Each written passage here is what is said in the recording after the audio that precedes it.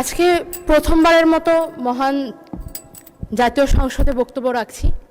শুকরিয়া আদায় করতে চাই মহান সৃষ্টিকর্তার, কৃতজ্ঞতা জানাচ্ছি আমার পরিবার, আমার দল এবং আমার সহযোদ্ধাদের প্রতি, এবং গভীর শ্রদ্ধার সাথে স্মরণ করছি বাংলাদেশের মহান স্বাধীনতা সংগ্রাম থেকে শুরু করে জুলাই গণ অভ্যুত্থানের পর্যন্ত যতজন মহাত্মা দেশপ্রেমিক এই দেশের সার্বভৌমত্ব রক্ষার জন্য প্রাণ দিয়ে গেছেন, তাদের সকলের জন্য মহান আল্লাহ তাআলা তাদের সর্বোচ্চ মর্যাদায় ভূষিত করুক, তাদের আত্মার মাগফিরাত কামনা করছি। মাননীয় স্পিকার, আজকে 2026-27 অর্থ বছরের বাজেট অধিবেশনের বক্তব্য দেওয়ার জন্য এখানে দাঁড়িয়েছি। আমি আমার বক্তব্যের শুরুতে আমার কিছু কথা বলে নিতে চাই। আমি ঢাকা বিশ্ববিদ্যালয় থেকে অনার্স মাস্টার ডিগ্রি শেষ করেছি। যদি ছাত্র জীবন থেকে রাজনীতির সাথে সংযুক্ত না থাকতাম, যদি জুলাই গণ অভ্যুত্থানের মতো ঐতিহাসিক ঘটনার অংশ না হতাম, কিংবা যদি আমার দল আমাকে মনোনীত না করত, তাহলে হয়তো আজ আমি এই সংসদে দাঁড়িয়ে থাকতে পারতাম না। মাননীয় স্পিকার, এই সংসদের বাইরে আমার মতো অসংখ্য 25 বছর বয়সী সদ্য গ্র্যাজুয়েট সার্টিফিকেট হাতে নিয়ে ঘুরে বেড়াচ্ছে চাকরির আশায়। দেশে চাকরি নেই, ব্যবসার সুবিধা নেই, কৃষিকাজের জন্য পর্যাপ্ত জমি নেই, বিসিএস ছাড়া অন্য কোনো পেশায় মান সম্মান নেই। মাননীয় স্পিকার, পুলিশ হেডকোয়ার্টারের তথ্য অনুযায়ী বাংলাদেশে গড়ে প্রতি বছর আত্মহত্যার হার 11,000-এর অধিক, যার মধ্যে প্রায় 65%ই তরুণ তরুণী। মাননীয় স্পিকার, শিক্ষার্থীদের জন্য সরকারের নানান প্রকল্প রয়েছে, ভর্তুকি রয়েছে, আর চাকরিজীবীদের জন্য রয়েছে পে স্কেল, বোনাস। কিন্তু এই সমস্ত বেকার যুবক যুবতীদের জন্য রয়েছে শুধুমাত্র অবমাননা, অবহেলা, অসম্মান। এমনকি যে বাজেটকে বলা হচ্ছে স্বপ্ন দেখার বাজেট, যেই বাজেটের দর্শন নাকি সবার আগে বাংলাদেশ, এই বাজেটেও এই অবহেলিত গোষ্ঠীর জন্য নেই কোনো সুস্পষ্ট রূপরেখা। মাননীয় স্পিকার, এই সংসদে আমি কার প্রতিনিধিত্ব করি? এই সংসদে আমি সেই সমস্ত তরুণদের প্রতিনিধিত্ব করি যারা স্বপ্নবাজ, যারা বুকে দেশপ্রেম, হাতে সার্টিফিকেটের গোছা আর কাঁধে পরিবারের বোঝা নিয়ে দেশ নিয়ে চিন্তা করে যায়, দেশের মাটিতেই থাকতে চায়, দেশেই কিছু করতে চায়। মাননীয় স্পিকার, এই দেশ তাদেরকে কোনো সামাজিক অর্থনৈতিক নিরাপত্তা দিতে পারে না। তাদের নাগরিক হিসেবে আত্মসম্মান রক্ষায় কোনো ব্যবস্থা নেই, কোনো প্রস্তাবনা নেই। মাননীয় স্পিকার, আজ জাতীয় সংসদে বাংলাদেশের প্রধানমন্ত্রী উপস্থিত নেই। আমি শিক্ষিত বেকার তরুণদের প্রতিনিধি হিসেবে আপনার মাধ্যমে মাননীয় প্রধানমন্ত্রীকে অনুরোধ জানাতে চাই, আলোচনার সমালোচনার বাইরেও সত্যি সত্যি কাজে লাগবে এরকম কিছু নিয়ে আসুন। এই বিপুল কর্মক্ষমতাকে কাজে লাগানোর জন্য আমি কিছু প্রস্তাবনা রাখতে চাই। বর্তমানে সরকারি চাকরিতে শূন্য পদের সংখ্যা 4 লক্ষাধিক। সরকারি অফিস আদালতে পর্যাপ্ত লোকবল নেই। এই ক্ষেত্রে স্থায়ী জনবল নিয়োগের আগ পর্যন্ত চুক্তিভিত্তিক অসচ্ছল ও মেধাবী শিক্ষার্থীদেরকে অগ্রাধিকার ভিত্তিতে পার্ট টাইম কাজের সুবিধা করে দেওয়া যেতে পারে। এটি যেমন তাদের অভিজ্ঞতাকে সমৃদ্ধ করবে, তেমন তাদের সামাজিক ও অর্থনৈতিক নিরাপত্তা দেবে। আবার সরকারও লোকবল সংকট থেকে মুক্তি পাবে। মাননীয় স্পিকার, দক্ষ মানব সম্পদ গঠনের উদ্দেশ্যে বাংলাদেশের সরকার বিভিন্ন সময় বিভিন্ন কারিগরি প্রশিক্ষণ দিয়ে থাকে, কিন্তু বর্তমান যুগটাই টেকনোলজির যুগ। এই বিশ্বায়নের যুগে পুরো পৃথিবী মার্কেট প্লেস। যুগের সাথে তাল মিলাতে শিক্ষিত তরুণদের জন্য অন্যান্য কারিগরি প্রশিক্ষণের পাশাপাশি সরকারের উচিত সরকারি ইনভেস্টমেন্টে ফ্রিল্যান্সিং ট্রেনিংয়ের ওপরে গুরুত্ব আরোপ করা। এতে তরুণরা স্বনির্ভর হবে, তাদের হাত ধরে বাংলাদেশে বৈদেশিক মুদ্রা আসবে এবং বেকারত্বের পরিমাণ কমে আসবে। আমি অনুরোধ জানাবো এই সমস্ত শিক্ষিত বেকার তরুণদের কথা গুরুত্বের সাথে মাথায় রাখার জন্য, কারণ আমাদের ভুলে গেলে চলবে না যেই গণ অভ্যুত্থানের মাধ্যমে বাংলাদেশ থেকে স্বৈরাচার বিতাড়িত হয়েছে, তার অন্যতম চালিকা শক্তি ছিল এই সমস্ত তরুণরাই। মাননীয় স্পিকার, জুলাইয়ের কথা মনে করিয়ে দিতে চাই, বছর ঘুরে জুলাই কিন্তু পুনরায় সমাগত। 2024 সালের এই জুলাই মাসে বুকের তাজা রক্ত ঢেলে দিয়ে শত শত মানুষ রাস্তায় নেমেছিল, রক্ত দিয়েছিল বাংলাদেশ থেকে স্বৈরাচারকে তাড়ানোর জন্য। 2 বছর পরেও কিন্তু সেই স্বৈরাচারের বিষদাঁত আমরা ভাঙতে দেখিনি। এখনও তাদের সন্ত্রাস চারিদিকে জারি রয়েছে, এখনও তারা জোর গলায় হুমকি দেয়। এত মানুষ হত্যার জন্য তারা বিন্দুমাত্র অনুতপ্ত না। খুনি হাসিনা তার সিংহাসন টিকিয়ে রেখেছিল কালচারাল ফ্যাসিস্টদের কাঁধে পা দিয়ে।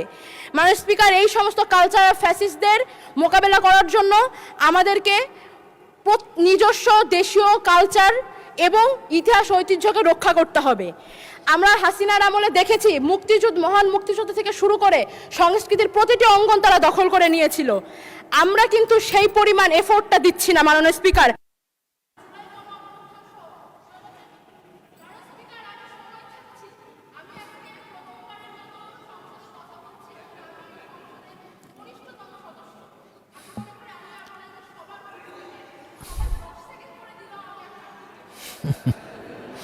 আচ্ছা, আপনাকে 2 মিনিট দেওয়া হলো, 2 মিনিটে শেষ করুন। 2 মিনিট পর্যাপ্ত নয়, আমি অন্তত 3 মিনিট সময় আমাকে দিতে হবে।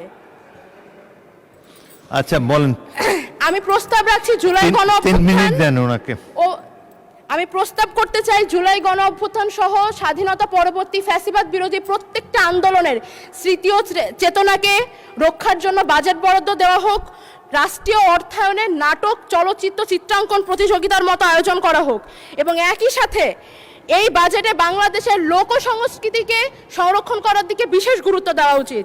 মাননীয় স্পিকার, আমি সংক্ষিপ্ত করব। জুলাই গণ অভ্যুত্থানের পর নতুন বাংলাদেশের আমরা যে স্বপ্ন দেখি, সেই স্বপ্নে প্রাণ ও প্রকৃতির প্রতি দায়ভার আমরা বোধ করি।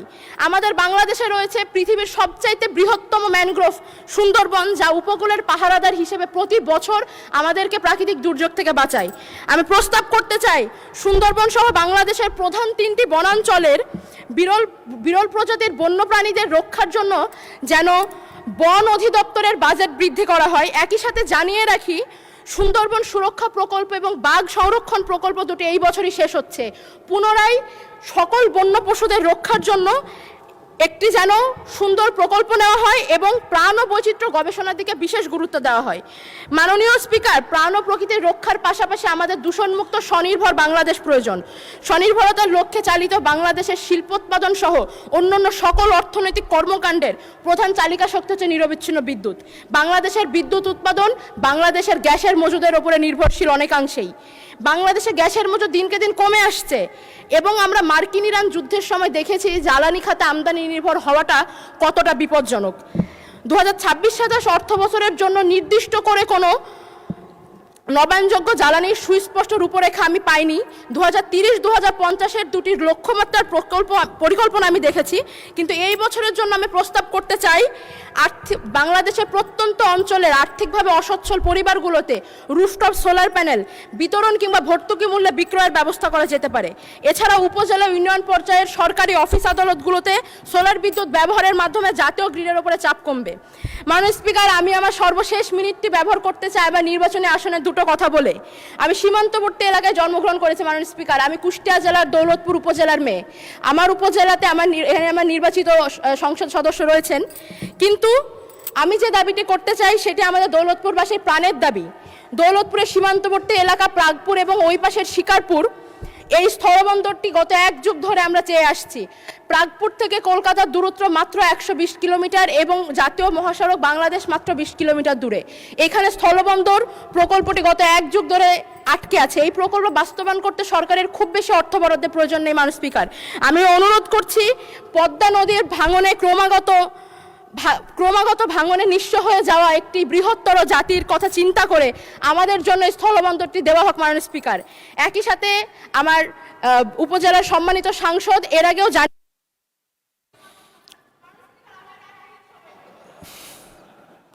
অনেক বলেছেন, তো বেশি বললে অভ্যাস খারাপ হয়ে যাবে। তো বলেন, 1 মিনিট বলেন।